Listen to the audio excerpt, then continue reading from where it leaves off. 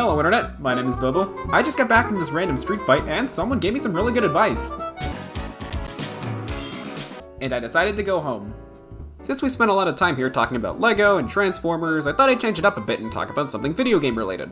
I've been watching a lot of Thorge's Arcade recently and become more interested in fighting games due to his fighting game retrospective series. They're great, I love that series, especially when I'm editing and want to pretend I like King of Fighters more than I actually do. Okay, but seriously, these aren't franchises I'm extremely interested in checking out more of. The issue is that to play a fighting game, you usually need someone to play with. So instead, I'm forced to just practice against the CPU, and that's not nearly as fun. Though there is one franchise I've been able to enjoy on my own, and it's one of the most legendary fighting game franchises of all time. Super Smash Bros. Aside from that, I haven't really been able to get into many fighting games, but one I've always tried to get into was Street Fighter.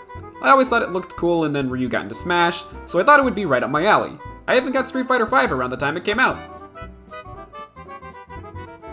Maybe that's why I don't like fighting games. Now with all that backstory out of the way, that's why I got the Jada Toys Ultra Street Fighter 2 Chun-Li.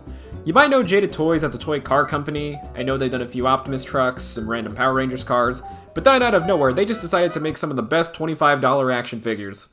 I don't know how they've managed to make something this good right off the bat, but now I'm paying real close attention to them. Now the figure itself looks great. It captures her look from the game horribly. As you can see, this should be way more pixelated than how she's presented here. Okay, jokes aside, I think this captures her look from Street Fighter 2 really nicely, especially when comparing her to something like the Street Fighter 2 animated movie, though it does present her in a more serious manner with that blank expression.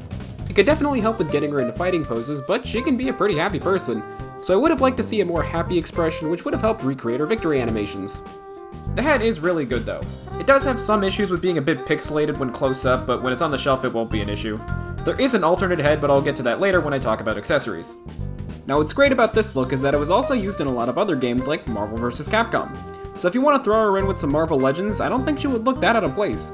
I don't have many, but here's Spider-Gwen from Across the Spider-Verse and the retro-carded Spider-Woman. I think she looks good with them, so it probably wouldn't look that out of place with some other Marvel Legends, which I can't show you. Yeah, I don't have that many. Now if you don't know, Street Fighter did do a crossover with Power Rangers, which I'm also a big fan of. Ryu and Chun-Li appeared in Legacy Wars, Battle for the Grid, as well as a live-action short. So how does she look with some of those? Well, here's Zack from Mighty Morphin, Bridge, and Sid from SPD. Yeah, I think she looks alright. She's only a bit shorter than Sid, so you could throw her on a Power Rangers display and say close enough. There was also a crossover figure that I don't have, but if I did, I'd definitely display them together. Now for accessories, let's start with that alternate head that I mentioned. This is a screaming expression, and it's pretty good, especially when you want some more expression with her fighting poses, though I do think her neutral one is a bit better. You also get 2 sets of hands, 2 fists, and 2 flat open hands. These allow for some different posing options, and it's great. Personally, I've been using the open hands for poses like these. You also get this kicking effect part with a stand. Hold on, give it a second.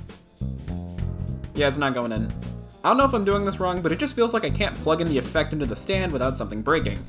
So I just didn't. This might just be a me issue, but I thought I should still mention it. Though I haven't been displaying her like this, so I don't mind.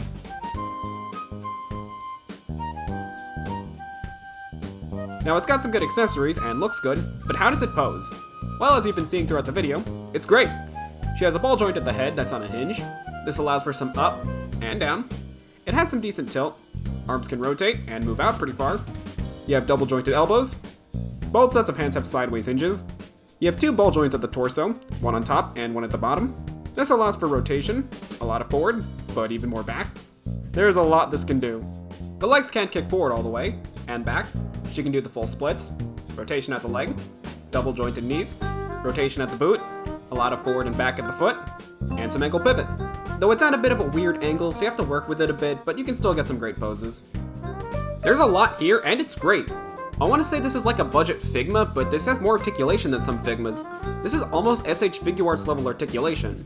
The only thing that's really missing are butterfly joints at the shoulder and toe articulation. But even with those missing, this still blows a lot of Hasbro stuff that are the same price or more expensive out of the water. Let's bring Spider-Woman back in for a second.